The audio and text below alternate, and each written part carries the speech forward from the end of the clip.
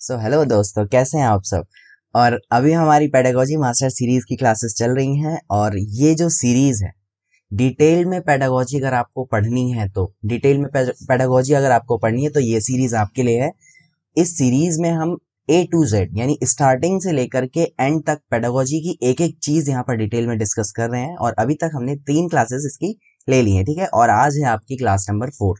आज का टॉपिक है आपका ग्रोथ एंड डेवलपमेंट की जो आगे की चीजें हैं वो हम यहाँ पर पढ़ने वाले हैं।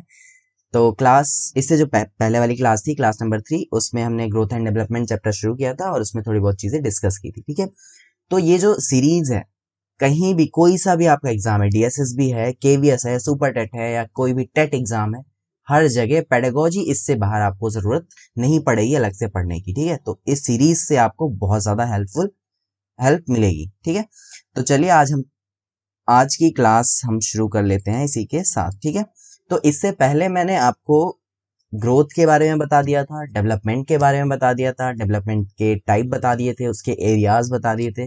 जैसे ये आपके सामने एरियाज अभी दिख रहे हैं, शारीरिक विकास है, मतलब किन किन क्षेत्रों में विकास होता है, ये सारी चीजें हम डिस्कस कर चुके हैं इससे प्रीवियस क्लास में, ठीक है। सो मेजर काइंड्स क्या क्या है, यानी जो मुख्य प्रकार हैं डेवलपमेंट के, जो मुख्य प्रकार हैं विकास के, 4 प्रकार हैं, वो भी मैंने आपको बता दिए थे। फिजिकल, कॉग्निटिव, सोशल और इमोशनल। शारीरिक, संज्ञानात्मक, सामाजिक और संवेगात्मक। ये 4 मुख्य प्रकार थे जिसे हम पीसीएससी से भी याद रख सकते हैं। ये मैंने आपको पहले ही बता दिया था। आज की क्लास में हम इसे थोड़ा सा और डिटेल में समझने की कोशिश करेंगे और इसके बाद आगे की कहानी हम और थोड़ा सा समझेंगे। शुरू करते हैं हम सबसे पहले, एक एक काइंड को उठाते हैं और उसको एक्सप्लेन करके उसके थोड़ा डिटेल में उसे और अच्छे से समझने की कोशिश करते हैं। सबसे पहले बात कर लेते हैं फिजिकल डेवलपमेंट यानी कि शारीरिक विकास की, ठीक है। शारीरिक विकास अब तक आपको पता चल ही चुका होगा, हमारे शरीर से जुड़ा हुआ है। यानी कि फिजिकल डेवलपमेंट मतलब आपकी बॉडी के डेवलपमेंट से जुड़ी हुई जितनी कहानी है वो सारी की सारी फिजिकल डेवलपमेंट के अंदर आती है और फिजिकल डेवलपमेंट को ही हम ग्रोथ भी कहते हैं, है ना। ग्रोथ जो होता है वो किसी से जुड़ा होता है, हमारे फिजिकल डेवलपमेंट से ही जुड़ा हुआ भाग है ग्रोथ। और आगे देखते हैं, the change in size, shape and physical maturity of the body including physical abilities and coordination. यानी कि हमारे साइज में, शेप में, आकार में और शेप में और फिजिकल मैच्योरिटी में जो परिवर्तन आते हैं। अब ये फिजिकल मैच्योरिटी क्या है? शारीरिक परिपक्वता। शारीरिक परिपक्वता का मतलब जैसे जैसे आपकी बॉडी डेवलप होती है आप कुछ ना कुछ काम करने के लायक बनते जाते हैं। जैसे एक छोटा सा बच्चा जब जन्म लेता है तो उसकी बॉडी पूरी तरह से वर्क नहीं कर रही होती है, मतलब वो अपने लेटा हुआ होता है, वो इवन बैठ भी नहीं पाता। तो जैसे जैसे उसको उस बड़ा होता है, जैसे जैसे उसकी एज आगे बढ़ती है, उसकी जो बॉडी है वो मैच्योर होने लगती है फिजिकली, यानी शारीरिक रूप से उसमें परिपक्वता आती है, उनमें जान आती है और फिर वो बैठना सीखता है। फिर उसके पैरों में मैच्योरिटी आती है, पैर उसके मैच्योर होते हैं, परिपक्व होते हैं और वो चलना सीखता है। फिर इसी तरीके से वो हाथ भी उसके और मैच्योर होते हैं और हाथों से काम करना सीखता है। यानी एक एक करके उसकी जो फिजिकल बॉडी है बच्चे की, वो एक एक करके मैच्योर होती चली जाती है और वो डिफरेंट तरह के जो फिजिकल एक्टिविटीज हैं उनको कर पाने में सक्षम हो पाता है। यानी कि तो इसमें यही बात है कि आपकी बॉडी में शारीरिक रूप से जो परिवर्तन है, जो फिजिकल मैच्योरिटी है, उसी को हम फिजिकल डेवलपमेंट के अंदर काउंट करते हैं, ठीक है। इसके अंदर फिजिकल एबिलिटीज यानी जो आप विभिन्न तरह के काम करते हैं, जैसे चलना, बोलना, मतलब ये चलना, खेलना, कूदना, ये जितनी भी एक्टिविटीज यहाँ पर शो हो रही हैं, ये सारी की सारी फिजिकल एबिलिटीज। साथ के साथ कोऑर्डिनेट कर पाना। कोऑर्डिनेशन कैसे? जैसे एक बच्चा होता है, शुरू शुरू में आप अगर उसे बैडमिंटन खेलने को दे देंगे एक छोटे से बच्चे को, तो वो अपने हाथ और वो जो बैडमिंटन की कॉक है उसके साथ वो कोऑर्डिनेट नहीं कर पाएगा, उसे पता नहीं चल पाएगा कि हाँ मुझे कैसे मारना है, उसका निशाना उस पर सही नहीं सेट बैठेगा और वो बैडमिंटन को भी ठीक से नहीं पकड़ पाएगा। बट धीरे धीरे जैसे जैसे उसकी बॉडी मैच्योर होगी फिजिकली, तो वो कोऑर्डिनेशन करना भी सीख जाएगा। इसी तरीके से अलग अलग एक्टिविटीज होती हैं जिसमें उसको अपने बॉडी को कोऑर्डिनेट करने की जरूरत पड़ती है। बॉडी का कभी माइंड के साथ कोऑर्डिनेशन, कभी हाथ का पैरों के साथ कोऑर्डिनेशन। जैसे आप मान लीजिए साइकिल चला रहे हैं तो आपको दोनों हाथों से साइकिल को पकड़ना भी है और पैरों से पैडल भी मारना है। जैसे आपने देखा होगा छोटे बच्चे जब साइकिल चलाते हैं, जब साइकिल चलाना सीख रहे होते हैं, वो साइकिल पे बैठ जाएंगे, दोनों हाथों से हैंडल को पकड़ लेंगे, बट वो अपने पैरों से पैडल को नहीं मार पाते हैं, है ना, जब वो छोटे होते हैं, शुरुआत में जब सीख रहे होते हैं। तो इसका क्या मतलब है, उनके बॉडी के बीच में कोऑर्डिनेशन नहीं है। तो ये कोऑर्डिनेशन धीरे धीरे बिल्डअप होने लग जाता है जैसे जैसे उनकी एज बढ़ती है। तो इसी को हम फिजिकल डेवलपमेंट कहते हैं। ठीक है, एक बार मैं दोबारा से आपको बताता हूँ।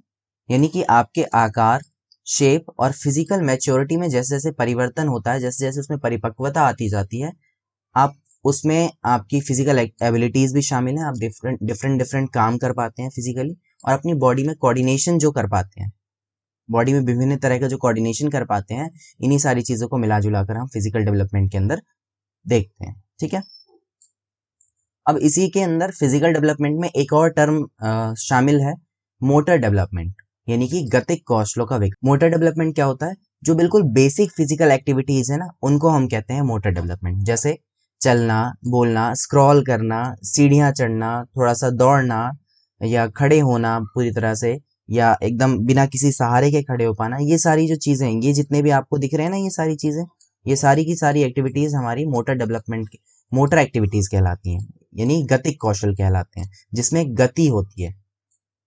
ये सारी चीजें जो कहलाती हैं गतिक कौशल कहलाती हैं, और इसका जो विकास होता है वो फिजिकल डेवलपमेंट के अंदर ही हम पढ़ते हैं। ठीक है, मोटर डेवलपमेंट आपको समझ में आया। मोटर डेवलपमेंट क्या है, छोटे बच्चे जो छोटी छोटी चीजें करते हैं, छोटी छोटी फिजिकल एक्टिविटीज करते हैं, जैसे स्क्रॉल करना, चलना, बिना किसी सहारे को पकड़े हुए खड़े होना, चलने की कोशिश करना, या भागना, या किसी चीज को पकड़ना, ये सारी चीजें मोटर एक्टिविटीज कहलाती हैं, गतिक कौशल कहलाते हैं। ठीक है, अब इसमें स्पीड, एक्यूरेसी और कोऑर्डिनेशन का होना बहुत जरूरी है, और वो जो है समय के साथ डेवलप होता है। स्पीड मतलब बच्चा जब छोटा सा होता है तो वो धीरे धीरे खड़ा होगा, है ना, धीरे धीरे खड़ा होता है। फिर थोड़े टाइम के बाद जब वो मैच्योर होता है, थोड़ा थोड़ा और उसकी एज बढ़ती है, तो उसमें स्पीड आने लगती है, वो धीरे धीरे चलने लगता है, चलते चलते वो दौड़ने लगता है। तो ये क्या है, स्पीड आती है। और एक्यूरेसी आती है, पहले बच्चा खड़ा होगा तो लड़खड़ा के गिर जाता है बार बार, बट जैसे जैसे और वो मैच्योर होता जाता है, तो वो फिर बिना गिरे बिना रुके भागने लगता है, दौड़ने लगता है। तो क्या है कि शुरुआत होती है, फिर उसमें स्पीड आती है, उसमें एक्यूरेसी आती है, और वो कोऑर्डिनेट कर पाता है अपनी बॉडी को, हाथों पैरों को एक साथ चला पाएगा, एक साथ काम कर पाएगा। तो ये कुछ चीजें हैं जो फिजिकल डेवलपमेंट के अंदर होती हैं। अब मोटर डेवलपमेंट के दो टाइप्स होते हैं। ठीक है, जो मोटर डेवलपमेंट आपको मैंने बताया, इसके दो प्रकार हैं। कहाँ गया मेरा कर्सर? हाँ, जो मोटर डेवलपमेंट मैंने आपको बताया, इसके दो टाइप्स हैं, gross motor skills and fine motor skills. ठीक है, स्थूल गतिक कौशल और सूक्ष्म गतिक कौशल, दो भागों में बांटा जाता है गतिक कौशलों को। मोटर डेवलपमेंट को दो भागों में बांटा जाता है, स्थूल गतिक कौशल और सूक्ष्म गतिक कौशल। अब ये दोनों क्या चीजें हैं, थोड़ा सा इसे भी समझने की कोशिश करते हैं। ग्रॉस मोटर स्किल्स क्या होती हैं, बिग मसल कोऑर्डिनेशन। जब बच्चे की बड़ी मसल्स आपस में कोऑर्डिनेट करती हैं, तो वो कहलाता है gross motor skills. For example, पहले हम इस स्लाइड को देखते हैं। ठीक है, यहाँ पर देखिए, इन इमेजेस को देखिए। बच्चा यहाँ पर क्या करता है, मान लीजिए वो बैडमिंटन खेल रहा है, ठीक है, अपने दोस्त के साथ। तो उसका हाथ और उसके पैर आपस में कोऑर्डिनेट कर रहे हैं, है ना। हाथों से वो बैडमिंटन को पकड़ रहा है, और पैरों से आगे पीछे होकर के अपने जो बॉल है उसको मार रहा है। तो ये क्या है, ये बड़ी मसल्स इसमें शामिल हैं, और बड़ी मसल्स का यूज करके वो इस गेम को खेल रहा है। ठीक है, इसी तरीके से मान लो उसे जंप करना है, जंप करने में उसके पैर की मसल्स यूज हो रही होंगी, दोनों पैरों की, और हाथों को अगर वो ऊपर उछाल रहा है तो हाथों की मसल्स यूज हो रही हैं। तो ये बड़ी मसल्स हो गई। इसी तरीके से अगर वो बॉल खेल रहा है, या throw 5 bean bags into heap, मतलब अपने कोई चीज किसी में डाल रहा है, रख रहा है कहीं उठा के, किसी एक बॉल को एक जगह से उठा के दूसरी जगह उठाकर रख रहा है। तो ये सारी होती हैं ग्रॉस मोटर स्किल्स, जिसमें आपकी बिग मसल्स की बड़ी मांसपेशियों का इस्तेमाल होता है। ठीक है, बहुत ही आसान सी बात है। ग्रॉस मोटर स्किल्स कौन सी होंगी, जिसमें आपकी बड़ी मांसपेशियों का प्रयोग होगा। बड़ी मांसपेशियां कैसे, आप चल रहे हैं तो आपके पैरों की पूरी मसल्स मांसपेशियों का प्रयोग हो रहा है। आप बैडमिंटन पकड़ के खेल रहे हैं तो आपके हाथों की बड़ी मांसपेशियों का प्रयोग हो रहा है। तो इस तरीके से जहां भी बिग मसल्स का कोऑर्डिनेशन होगा, बिग मसल्स का यूज होगा, वो कौन सी स्किल्स होंगी, ग्रॉस मोटर स्किल्स। एग्जाम्पल के लिए लेग्स आर्म्स कोऑर्डिनेशन, यानी पैरों और हाथों का कोऑर्डिनेशन, दौड़ना, जंप करना, साइकिल चलाना, वॉकिंग करना, स्विमिंग करना, डांसिंग करना, ये सारे के सारे ग्रॉस मोटर स्किल्स के आपके एग्जाम्पल हैं। ठीक है, larger movements your baby makes with his arm, यानी बड़े बड़े मूवमेंट्स जो होती हैं आर्म्स, लेग्स, फीट्स के द्वारा या अपनी पूरे शरीर का यूज करके जो मूवमेंट्स की जाती हैं वो सारी ग्रॉस मोटर स्किल्स में आती हैं। उदाहरण के लिए जैसे आपने देखा होगा जो छोटा बच्चा होता है जब वो बचपन में रोता है तो पूरे हाथों पैरों को ऐसे हिला करके रोता है, पूरे हाथों पैरों को हिला हिला कर रोएगा। तो वो क्या है, वो अपनी एंटायर बॉडी का यूज कर रहा है, दैट इज वहां पर क्या है, वो ग्रॉस मोटर स्किल्स का यूज कर रहा है। ठीक है, बड़ी मसल्स का कोऑर्डिनेशन है। अब उसके बाद हम समझते हैं फाइन मोटर स्किल्स क्या है। फाइन मोटर स्किल्स का मतलब है जहां पर आपकी छोटी मांसपेशियों का कोऑर्डिनेशन हो रहा हो या छोटी मांसपेशियों का यूज हो रहा हो।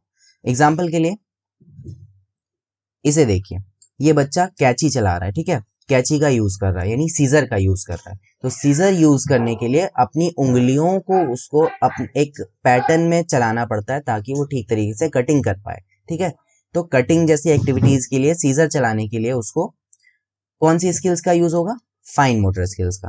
वो ड्राइंग बना रहा है तो फाइन मोटर स्किल्स का यूज है, या इस तरह की कोई भी एक स्पेसिफिक एक्टिविटी कर रहा है जहां पर उसको बहुत ध्यान देकर काम करने की जरूरत है, छोटी मांसपेशियों का यूज इसमें हो रहा है। देखो इसमें उंगलियों की मांसपेशियों का यूज हो रहा है ना, जो हमारी छोटी छोटी फिंगर्स हैं उन फिंगर्स की मसल्स का कोऑर्डिनेशन हमें करना पड़ रहा है, बच्चे को करना पड़ रहा है। तो यहाँ पर ये कहलाती हैं फाइन मोटर स्किल्स। एग्जाम्पल के लिए फिंगर्स एंड आई कोऑर्डिनेशन। अब जैसे आपको ड्राइंग बनानी है ना, छोटा बच्चा जब ड्राइंग बना रहा है तो उसको क्या करना होगा, फिंगर्स उसने कलर पकड़ रखे होंगे और आंखों से देख करके बना रहा होगा, तो यहाँ पर उसकी आंखों और फिंगर्स का कोऑर्डिनेशन हो रहा है, हाथों की उंगलियों और आंखों का कोऑर्डिनेशन हो रहा है। अब इसमें कौन कौन से एग्जाम्पल हो सकते हैं, राइटिंग हो सकता है, आप कुछ लिख रहे हैं, बच्चा ड्राइंग बना रहा है या पेंटिंग कर रहा है, निटिंग, स्वेटर बुनना होता है ना, स्वेटर बुनना वो भी फाइन मोटर स्किल्स में आता है। टाइप करना, आप कुछ टाइप कर रहे हैं वो भी फाइन मोटर स्किल्स है। लड़कियों का आंखों में आईलाइनर लगाना या काजल लगाना वो भी फाइन मोटर स्किल्स है। हाथों से बिल्कुल काजल को पकड़ के एकदम अच्छे तरीके से लगाना, नहीं तो है ना वरना भूत बन जाएंगे, है ना। तो ये सारी चीजें जिसमें आपकी छोटी मसल्स का यूज हो रहा हो, स्मॉल मसल्स का कोऑर्डिनेशन हो रहा हो, वो सारी फाइन मोटर स्किल्स कहलाती हैं। ठीक है, the coordination of small muscles in a movement usually involving the synchronisation of hands and fingers. ठीक है, यानी कि आपके हाथों और उंगलियों का जब आपस में एक साथ कोऑर्डिनेट होके यूज होता है तो वो फाइन मोटर स्किल्स के कुछ एक्टिविटीज होती हैं। ग्रॉस मोटर स्किल्स, जैसे लड़का फुटबॉल खेल रहा है या क्रिकेट खेल रहा है, ग्रॉस मोटर स्किल्स का एग्जांपल है। लड़कियां या आपकी दीदियां, आपकी मम्मी काजल लगा रही हैं तो वो क्या है, फाइन मोटर स्किल्स का एग्जांपल है। ठीक है, तो इसके एग्जांपल्स को आप पहचान जाएंगे कि कौन सा एग्जांपल ग्रॉस मोटर स्किल का है और कौन सा फाइन मोटर स्किल का है। तो ये थी कहानी ग्रॉस मोटर स्किल और फाइन मोटर स्किल की, जो कि फिजिकल डेवलपमेंट के अंदर ही आते हैं। ठीक है, इसके बाद अब हम बात करते हैं कॉग्निटिव और इंटेलेक्चुअल डेवलपमेंट, यानी कि संज्ञानात्मक या फिर बौद्धिक विकास। जैसा कि आपको इसके नाम से पता चल रहा है, इंटेलेक्चुअल डेवलपमेंट यानी इंटेलेक्ट मतलब दिमागी विकास, ठीक है, बौद्धिक विकास। संज्ञानात्मक का मतलब आपको कोई सा भी शब्द यूज हो सकता है, ठीक है, संज्ञानात्मक हो सकता है, बौद्धिक हो सकता है, और दिमागी विकास हो सकता है। ये सभी के जितने भी टर्म्स है ना, सारे के सारे किस चीज से जुड़े हुए हैं, दिमागी विकास से जुड़े हुए हैं, दिमाग के विकास से जुड़े हुए हैं, ये आपको ध्यान रखना है। कॉग्निशन वर्ड बोला जाए, कॉग्निटिव वर्ड बोला जाए, इंटेलेक्चुअल बोला जाए, तो ये सारे वर्ड्स एक ही हैं। Cognition deals with the process of knowing, ठीक है, जो संज्ञान की जो प्रक्रिया है वो किससे जुड़ी हुई है, प्रोसेस ऑफ नोइंग, अलग अलग चीजों को जानने, समझने और तर्क करने और डिसीजन मेकिंग, इन सब चीजों से जुड़ा हुआ है हमारा कॉग्निशन, यानी कि ऐसी एक्टिविटीज जहां पर आपके दिमाग का यूज हो रहा हो। ठीक है, तो वो सारी की सारी एक्टिविटीज इसके अंदर आती हैं। It involves mental process like thinking, reasoning, planning, decision making and problem solving. ठीक है, इसमें कौन कौन सी मेंटल प्रोसेस आती हैं, मतलब दिमागी प्रक्रियाएं जितनी भी हैं, दिमाग से जुड़ी हुई आपकी जितनी भी प्रक्रियाएं हैं, सोच रहे हैं आप कुछ, आप किसी चीज के बारे में तर्क कर रहे हैं या आप किसी चीज की प्लानिंग कर रहे हैं, अभी आप पढ़ रहे हैं इवन, है ना, आप पढ़ रहे हैं, आप सोच रहे हैं, मतलब आप मेरी चीजों, मतलब जो मैं समझा रहा हूँ आप उसे समझने की कोशिश कर रहे हैं, तो ये सारी की सारी किस चीज से जुड़ी हुई हैं, कॉग्निटिव डेवलपमेंट से जुड़ी हुई हैं। ठीक है, लैंग्वेज डेवलपमेंट भी आपका इसी के अंदर आ जाता है, यानी कि भाषा का विकास। Language development is also related with the cognition, भाषा विकास भी आपका बौद्धिक विकास से जुड़ा हुआ है।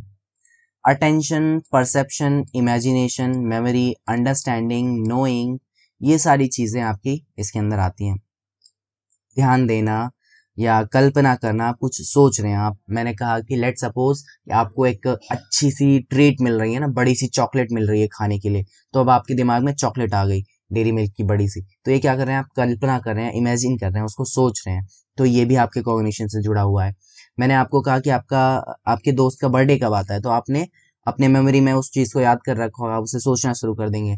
या आपको नया दोस्त मिला, अब आपने उसका बर्थडे याद कर लिया, तो वो भी मतलब बेसिकली जितनी मेंटल बेसिक प्रोसेस हैं वो सब के सब आपकी कॉग्निशन से जुड़ी हुई हैं, ठीक है।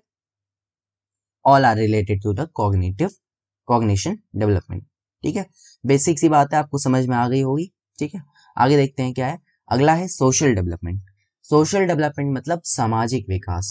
अब एक लाइन जो है वो सोशल डेवलपमेंट से हमेशा आप सुनते होंगे कि ह्यूमंस जो है वो सोशल प्राणी है, कि सामाजिक प्राणी है, ठीक है। वो कभी भी ऐसा नहीं हो सकता कि आप एक ह्यूमन को किसी एक कमरे में सालों साल बंद करके रख दो और वो वहां पे जिंदा सही सलामत ऐसे का ऐसे ही पड़ा रह जाए। उसे क्या चाहिए होगा, वो तभी खुश रह सकता है, तभी ठीक तरीके से डेवलप कर सकता है, ग्रो कर सकता है, जब वो अपने आसपास सोसाइटी में लोगों से बातचीत करे, उनके साथ रहे, उनके साथ इंटरेक्ट करे। तो ह्यूमन क्या है, एक सोशल बीइंग है, वो अकेला एक कोने में नहीं रह सकता, ठीक है। उसे अपने आसपास एक समाज की जरूरत होती है, उनके साथ इंटरेक्शन की जरूरत होती है। तो man is a social being. अरस्तु ने ये बात भी कही है कि मनुष्य क्या है, एक सामाजिक प्राणी है, ठीक है। उसे एक समाज अपने आसपास चाहिए होता है रहने के लिए। The process of gaining the knowledge and skill needed to interact successfully with the others, यानी कि ऐसी प्रोसेस, ज्ञान प्राप्त करने की ऐसी प्रक्रिया जो किस काम आती है, needed to interact successfully with others, लोगों से इंटरेक्ट करने के लिए, जो बाकी आसपास का हमारा वातावरण है, बाकी आसपास के जो लोग हैं उनसे इंटरेक्ट करने के लिए जो नॉलेज और स्किल्स की जरूरत पड़ती है, वो कैसे डेवलप होती है, वो होती है सोशल डेवलपमेंट के अंदर। एक छोटा सा बच्चा जब पैदा होता है तो उसे तो नहीं पता कि किस तरीके से बात करना है, या किस तरीके से मम्मी को बुलाना है, या कैसे पापा को बुलाना है, या कैसे खाना मांगना है, या फिर कोई प्रॉब्लम हो रही है तो कैसे उनको बताना है। बट क्या होता है, जैसे समय समय के साथ वो आगे बढ़ता जाता है, डेवलप होता जाता है, धीरे धीरे सारी चीजें से सीखता जाता है। जब उसे भूख लगती है वो क्या करता है, छोटा सा बच्चा रोता है। तो ये भी एक तरीके का सोशल डेवलपमेंट है कि वो रो करके बता रहा है कि हाँ मुझे खाने की जरूरत है। उसे कोई प्रॉब्लम होती है, डिस्कम्फर्ट होता है कहीं पे, उसे कोई कपड़ा ठीक तरीके से वो कंफर्ट नहीं हो रहा तो रोने लग जाता है। तो एक तरीके से वो भी क्या कर रहा है, इंटरेक्ट करना चाह रहा है, अपनी चीजों को बता रहा है। और यही चीज धीरे धीरे वो सीख जाता है। अ, जब भाषा विकास हो जाता है, उसका दिमागी विकास जब बढ़ जाता है, तो फिर वो बोल करके आपस में बातचीत करके अपनी फीलिंग्स वगैरह को सब कुछ बताने लग जाता है और समाज से इंटरेक्ट करने लगता है। Moral development is related with the social development, ठीक है। जो आपका लैंग्वेज डेवलपमेंट है वो आपके कॉग्निशन, समाज बौद्धिक विकास से जुड़ा हुआ है, ठीक है, मेंटल डेवलपमेंट से। बट आपका जो मोरल डेवलपमेंट है, आपका जो नैतिक विकास है, ठीक है, आपकी जो वैल्यूज डेवलप होती हैं डिफरेंट तरह की, वो किस चीज से जुड़ी हुई है, वो आपके सामाजिक विकास से जुड़ी हुई है, यानी सोशल डेवलपमेंट से जुड़ी हुई है, ठीक है। ये आप ध्यान रखेंगे कि आपके जो नैतिक मूल्यों का विकास होता है, जो आपका नैतिक डेवलपमेंट है यानी मोरल डेवलपमेंट है, वो आपके सोशल डेवलपमेंट से ही जुड़ा होता है, उसका ही एक भाग होता है। क्योंकि सारी जो मूल्य हैं, वैल्यूज हैं, ये सब किसने बनाई हैं, समाज ने बनाई हैं, आपके आसपास के लोगों ने बनाई हैं। आप उसी को फॉलो करते हैं, उसका एक समाज का एक ढांचा है, आप उसमें फिट होने की कोशिश करते हैं, है ना। अगर आप दूसरों से अलग होंगे तो फिर आप उस समाज की तरह नहीं पाते। नॉर्मली ये ह्यूमंस की साइकोलॉजी है कि वो एक तरह के लोगों में रहना पसंद करते हैं, मतलब एक ग्रुप में रहना पसंद करते हैं। तो बेसिकली आप अपने विचारों को उनसे मैच करने की कोशिश करते हैं, वही चीज है सोशल डेवलपमेंट। आगे हम बात करते हैं इमोशनल डेवलपमेंट की। अब एक फेमस लाइन है, emotions colours our life Rattus. Rattus की ये बहुत ही फेमस लाइन है कि जो इमोशंस हैं वो हमारी जिंदगी में रंग भर देते हैं। इमोशंस क्या हो सकते हैं, जो ये गुस्सा, प्यार और नफरत, या फिर अलग अलग तरह के इमोशंस हैं हमारे पास। जो सारे इमोशंस हैं वो हमारे, उनका विकास जो होता है वो इमोशनल डेवलपमेंट के अंदर आता है, ठीक है। feelings and emotional responses to events, changes in understanding one's own feeling, how to control and express them। यानी कि जो हमारी फीलिंग्स हैं, जो हमारे इमोशंस हैं, अलग अलग सिचुएशंस में कैसे उसको एक्सप्रेस करना है या फिर कब कहाँ कैसे कंट्रोल करना है, ये सारी चीजें हम किसके अंदर सीखते हैं, वो हम इमोशनल यानी सांवेगिक विकास के अंदर, संवेग कहते हैं इमोशंस को हिंदी में, ठीक है, संवेग। तो सांवेगिक विकास के अंदर हम ये चीजें सीखते हैं, इन चीजों का ही डेवलपमेंट होता है। छोटे से बच्चे को तो नहीं पता कि कब गुस्सा होना है या कब वो नाराज होना है, कब हंसना है, कब खुश होना है। तो धीरे धीरे जैसे जैसे वो समाज में आगे बढ़ता है तो इन चीजों को सीखता चला जाता है, जैसे जैसे लोगों के साथ इंटरेक्ट करता है तो उसे पता चलता है कि कब गुस्सा होना है, कब अपने इमोशंस को कंट्रोल में रखना है, कब बहुत ज्यादा खुशी हो रही है तो अपने आप को एक्सप्रेस करना है। तो जितने भी इमोशंस हैं उनको आगे आगे मतलब समझने जानने के लिए, मतलब वो सारी चीजें हमारी इमोशनल डेवलपमेंट के अंदर आती हैं, उसका मैनेजमेंट, उसको एक्सप्रेस करना, ये सारी चीजें, ठीक है। अब ये जो सारे के सारे हमारे चारों टाइप्स मैंने आपको समझाए, emotional development, social development, cognitive development और फिजिकल डेवलपमेंट, ये चारों के चारों जो टाइप्स हैं ये आपस में जुड़े हुए हैं, ठीक है। ये चारों आपस में जुड़े हुए हैं और एक दूसरे को प्रभावित करते हैं। किसी बच्चे का अगर फिजिकल डेवलपमेंट ठीक से नहीं हो रहा है तो उसके इमोशनल डेवलपमेंट पे असर पड़ेगा। मान लो कोई बच्चा है बहुत ज्यादा मोटा है, ठीक है, कोई बच्चा है जो बहुत ज्यादा मोटा है, तो अगर लोग उसे चिढ़ाएंगे मोटा मोटा तो उसके मानसिक विकास या फिर उसके इमोशंस पे उस चीज का फर्क पड़ेगा। उसे उसे डिप्रेशन जैसी कुछ चीजें हो सकती हैं या उसे बुरा लग सकता है, तो उसके इमोशनल डेवलपमेंट पे भी इसका फर्क पड़ेगा, कॉग्निटिव डेवलपमेंट पे भी इसका फर्क पड़ेगा। तो इसका मतलब जो सारे इमोशंस के एस्पेक्ट हैं ये चारों, फिजिकल, कॉग्निटिव और सोशल और इमोशनल, ये आपस में कहीं ना कहीं बहुत ज्यादा रिलेटेबल होते हैं, जुड़े हुए होते हैं, ठीक है, एक दूसरे को प्रभावित करते हैं। और ऐसा नहीं है कि एक एक टाइम पे सिर्फ आपका फिजिकल डेवलपमेंट हो रहा होगा और एक टाइम पे सिर्फ इमोशनल डेवलपमेंट हो रहा होगा, एक टाइम पे सिर्फ सोशल डेवलपमेंट हो रहा होगा। ये चारों जो डेवलपमेंट के प्रकार हैं ये एक साथ चलते रहते हैं, ठीक है। ये चारों ही डेवलपमेंट जो है वो एक साथ चलते हैं। जन्म से ही ये डेवलपमेंट की जो प्रक्रिया है वो शुरू हो जाती है और एक साथ ये सारी चीजें धीरे धीरे डेवलप हो रही हैं। बट ऐसा होता है कि किसी एक पीरियड में कोई चीज ज्यादा डेवलप हो रही होगी और किसी दूसरे पीरियड में कोई दूसरा विकास ज्यादा तेजी से हो रहा होगा। उदाहरण के लिए, जब इन्फेंसी का टाइम होता है, जब बच्चा जन्म लेता है, तो 0 से लेकर के 2 वर्ष, ठीक है, 0 से लेकर के 2 वर्ष का जो समय होता है वहां पर शारीरिक विकास बहुत ज्यादा तेज होता है। ये चीजें आपने पहले भी पढ़ी होंगी। तो वहां पर जन्म से लेकर के 2 वर्ष तक शारीरिक विकास बहुत तेज होता है और उसके बाद जब चाइल्डहुड का पीरियड आता है तो वहां पर उसका सोशल डेवलपमेंट और इमोशनल डेवलपमेंट बहुत तेज हो जाता है, सोशल और इमोशनल डेवलपमेंट तेज हो जाता है, ठीक है। किशोरावस्था में उसके इमोशनल डेवलपमेंट फिर से तेज हो जाता है और उसका फिजिकल डेवलपमेंट तेज हो जाता है। तो इस तरीके से अलग अलग स्टेजेस में आपकी डेवलपमेंट जो है वो ऊपर नीचे होती रहती है। कभी फिजिकल डेवलपमेंट बहुत तेजी से होगा, कभी सामाजिक विकास बहुत तेजी से होगा, कभी ज्ञानात्मक संज्ञानात्मक विकास बहुत तेजी से होगा। तो मतलब ये सभी अपने स्पीड में अलग अलग हो सकते हैं बट आपस में रिलेटेड होते हैं, ठीक है, एक दूसरे को प्रभावित करते हैं। तो ये कहानी थी हमारी अलग अलग टाइप्स की, यानी डेवलपमेंट के जो प्रकार हैं उनकी। इसके बाद लास्ट क्लास में हमने डेवलपमेंट और ग्रोथ के बारे में पढ़ा था। एक बार इसको मैं थोड़ा सा इस पे एक नजर डाल लेते हैं, ये इंपॉर्टेंट चीजें हैं इसलिए मैं आपको बार बार दोहरा रहा हूँ। तो लास्ट क्लास में हमने क्या देखा था, development is a continuous process, ठीक है। डेवलपमेंट क्या है, एक निरंतर चलने वाली प्रक्रिया है जो कि फिजिकल, इमोशनल और कॉग्निटिव चेंजेस जिसमें शामिल होते हैं और ये पूरे लाइफ के दौरान होते रहते हैं।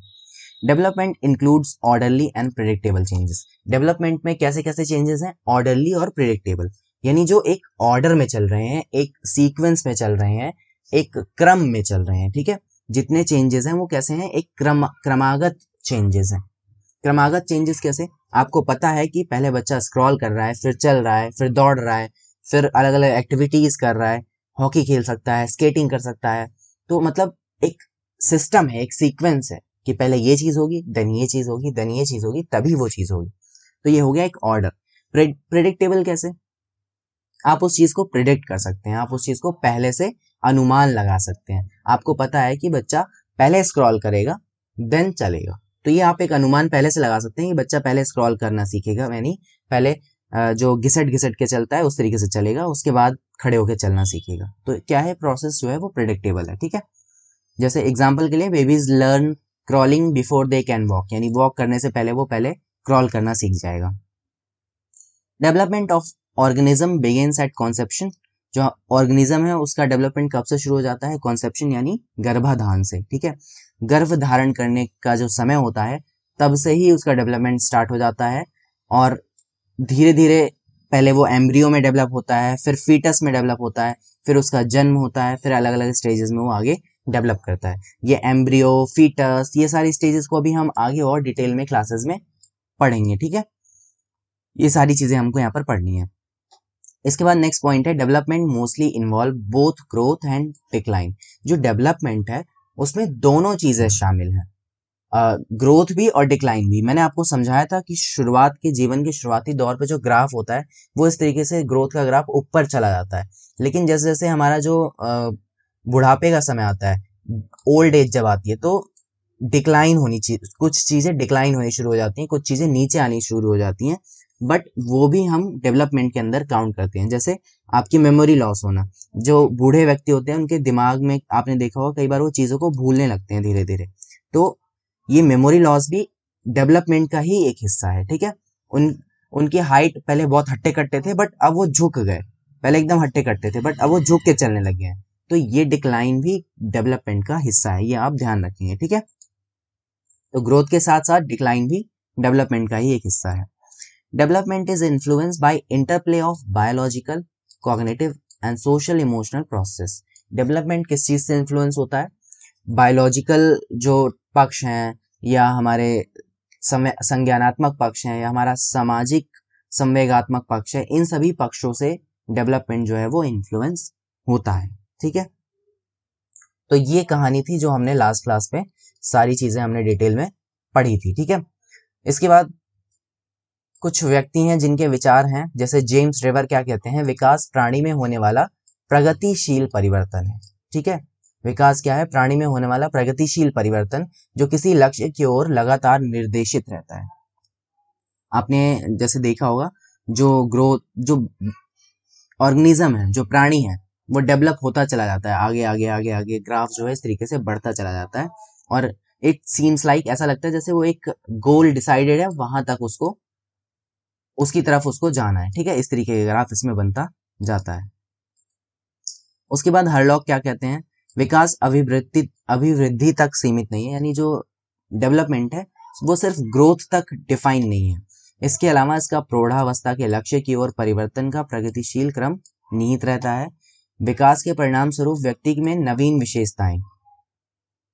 अब जो डेवलपमेंट है, डेवलपमेंट के रिजल्ट में हमें क्या देखने को मिलता है, नए नए विशेषताएं आ जाती हैं ह्यूमन बीइंग में, है ना। नए नए चीजें आप सीख लेते हैं, नई नई योग्यताएं आपके अंदर आ सकती हैं, और भी बहुत सारी चीजें आप करने के लायक बन जाते हैं, कैपेबल बन जाते हैं। जैसे मान लो मुझे पहले ना, जब मैं छोटा था मुझे बिल्कुल भी ड्राइंग करना नहीं आता था, इवन मुझे ड्राइंग बिल्कुल पसंद भी नहीं था, मैं ड्राइंग के सारे काम अपनी दीदी से करवाया करता था क्योंकि वो ड्राइंग में बहुत अच्छी है। तो बट अब क्या है, जैसे जैसे मैं बड़ा होता गया, मैं धीरे धीरे और डेवलप होता गया, मेरी बॉडी डेवलप होती गई, तो अब मुझे ड्राइंग में इंटरेस्ट भी बहुत ज़्यादा हो गया और मैं काफ़ी अच्छी ड्राइंग कर भी लेता हूँ। आपने अगर मेरा इंस्टाग्राम फॉलो कर रखा होगा तो वहाँ पे मेरी बहुत सारी पेंटिंग्स और बहुत सारी चीज़ें पड़ी हुई हैं। तो ये क्या है, ये है डेवलपमेंट, यानी कुछ चीज़ें जिसमें हम पहले नहीं भी बेटर थे, बट समय के साथ वो क्वालिटीज़ हमारे अंदर और डेवलप होने लगती हैं, ठीक है। कोई भी क्वालिटीज़ हो सकती हैं, तो अलग अलग तरह की क्वालिटीज़ और एबिलिटीज आप में आने लग जाती हैं डेवलपमेंट के प्रोसेस के दौरान। अतः विकास की प्रक्रिया बालक के गर्भावस्था से लेकर जीवन पर्यंत एक क्रम में चलती है तथा प्रत्येक अवस्था का प्रभाव दूसरी अवस्था पर पड़ता है। ये एक फाइनल डेफिनेशन अगर आप कहें तो ये परफेक्ट डेफिनेशन हो सकती है डेवलपमेंट की, जो क्या बताती है कि कॉन्सेप्शन से डेवलपमेंट शुरू होता है और आपके जीवन पर्यंत यानी आपकी पूरे लाइफ लॉन्ग चलता है और एक ऑर्डर में चलता है, और हर एक स्टेजेस का जो इफेक्ट है वो दूसरी स्टेज पे पड़ता है। अगर आप चाइल्डहुड में बहुत अच्छे तरीके से बच्चे की केयर नहीं हुई, बच्चे के चाइल्डहुड के दौरान उसका अच्छा डेवलपमेंट नहीं हुआ, तो उसका असर उसके पूरे आगे की जिंदगी पर पड़ेगा। अगर एडोलेसेंस में उसके साथ डेवलपमेंट उसका ठीक से नहीं हुआ या उसके साथ कोई प्रॉब्लम रह गई तो उसका असर उसके आगे की लाइफ पे पड़ेगा। तो इस तरीके से एक एक स्टेजेस जो है वो एक दूसरे पर प्रभाव डालती हैं। ठीक है, तो वो कहानी थी ग्रोथ डेवलपमेंट की। अब देखते हैं ग्रोथ में कुछ कुछ थोड़ी सी बातें हैं, इसे भी देख लेते हैं। वृद्धि का अर्थ है बढ़ना या फैलना। ठीक है, अतः प्राणी के आंतरिक और बाह्य अंगों का बढ़ना या फैलना वृद्धि कहलाता है। यानी जो ह्यूमन बीइंग है, जो ऑर्गेनिज्म है, उसका इंटरनल बॉडी और एक्सटर्नल बॉडी, इंटरनल बॉडी के जो पार्ट्स हैं उनका भी डेवलप होना और एक्सटर्नल बॉडी के पार्ट्स का भी डेवलप होना या फैलना ग्रोथ के अंदर आता है। ठीक है, आपका हार्ट जब छोटा सा बच्चा होगा उसका हार्ट बहुत छोटा सा होगा, या चलो दिमाग को देख लो कि बच्चे का जो दिमाग होगा छोटा सा बिल्कुल दिमाग होगा, बट जैसे जैसे वो बढ़ता जाएगा उसके सर का भार जो है वो काफी बढ़ जाता है, बड़ा हो जाता है। तो ये क्या है, ये ग्रोथ है। ठीक है, वृद्धि या फिर अभिवृद्धि शारीरिक रचना और शारीरिक परिवर्तनों की ओर संकेत करती है। तो ग्रोथ किस चीज से जुड़ी हुई है, आपको ये सारी बातें हमने डिस्कस कर रखी हैं कि फिजिकल एस्पेक्ट से जुड़ी हुई है, स्ट्रक्चरल चेंजेस से जुड़ी हुई है। हमारा ग्रोथ जो आपकी बॉडी में स्ट्रक्चर में चेंज आता है, बॉडी के स्ट्रक्चर में जो समय के साथ बदलाव आता जाता है, वो सारी चीजें आपके ग्रोथ से जुड़ी हुई हैं। सारा का सारा ध्यान मेरा ड्राइंग बनाने में चला गया। अभिवृद्धि एक जैविक प्रक्रिया है जो सभी जीवों में पाई जाती है। ठीक है, ये देखो मेरी ड्राइंग कितनी अच्छी है, मैं इसकी तारीफ कर रहा था। इंस्टाग्राम पे आप देखेंगे ना तो इस तरह की आपको बहुत सारी ड्राइंग्स मेरी देखने को मिल जाएंगी। अभिवृद्धि एक जैविक प्रक्रिया है जो सभी जीवों में पाई जाती है। जो ये ग्रोथ प्रोसेस है ये सारे ऑर्गेनिजम्स में होती है। ठीक है, जितने भी लिविंग ऑर्गेनिज्म है उन सभी में आपको ग्रोथ की प्रोसेस देखने को मिलेगी।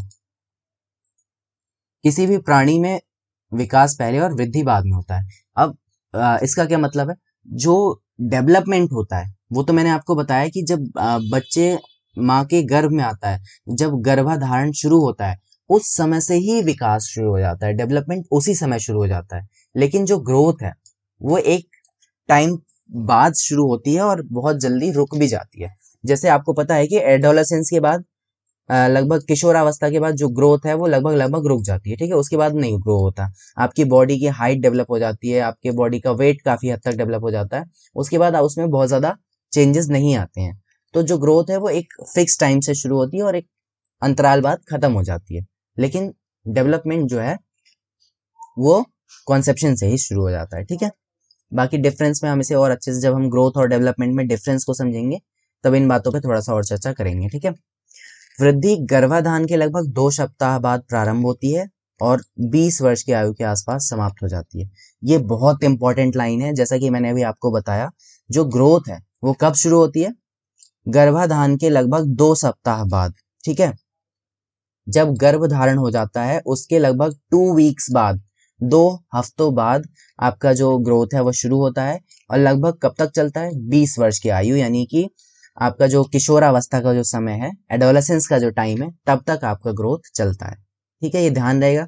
2 वीक्स से शुरू होता है, कंसेप्शन के 2 सेकेंड वीक से, और मतलब ऐसा नहीं कोई फिक्स है, बट लगभग लगभग 2 सप्ताह के बाद से ही शुरू हो जाता है और 20 वर्ष की आयु तक चलता है। वृद्धि में होने वाले परिवर्तन केवल शारीरिक होते हैं, जो केवल परिपक्व अवस्था तक ही सीमित होते हैं। ठीक है, केवल फिजिकल जो टर्म्स हैं, फिजिकल डेवलपमेंट से रिलेटेड जो चीजें हैं वही इसके अंदर आती हैं। ठीक है, तो ये कुछ पॉइंट्स थे हमारे ग्रोथ से रिलेटेड।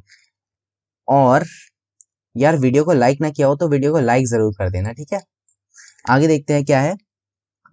अभिवृद्धि शब्द का प्रयोग सामान्यतः शरीर और उसके अंगों के भार आकार में वृद्धि के लिए किया जाता है। ठीक है, इस वृद्धि को नापा तोला जा सकता है, ऐसा विचार है सोरेनसन। सोरेनसन एक व्यक्ति हैं, इन्होंने अपने कुछ विचार दिए हैं कि ग्रोथ क्या है, शरीर और उसके अंगों के भार और आकार में वृद्धि, और इनको जो है हम नाप तोल सकते हैं।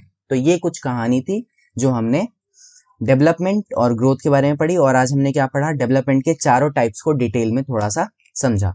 अब ये जो पीडीएफ है ये मैं अपने टेलीग्राम चैनल पे शेयर कर दूंगा। जैसे ही यूनिट कंप्लीट होगी, पूरी यूनिट की एक पीडीएफ मैं अपने टेलीग्राम चैनल पे शेयर कर दूंगा। सारे जितनी भी पीडीएफ है सब शेयर कर रहा हूँ, सारी इन्फॉर्मेशन भी वहां पर आपको मिल जाती है, और वो भी बिल्कुल फ्री। ठीक है, वहां पे ऐसा कुछ नहीं है, बस जस्ट आपको लिंक पे, या तो आप टेलीग्राम पे ये सर्च कर लीजिए।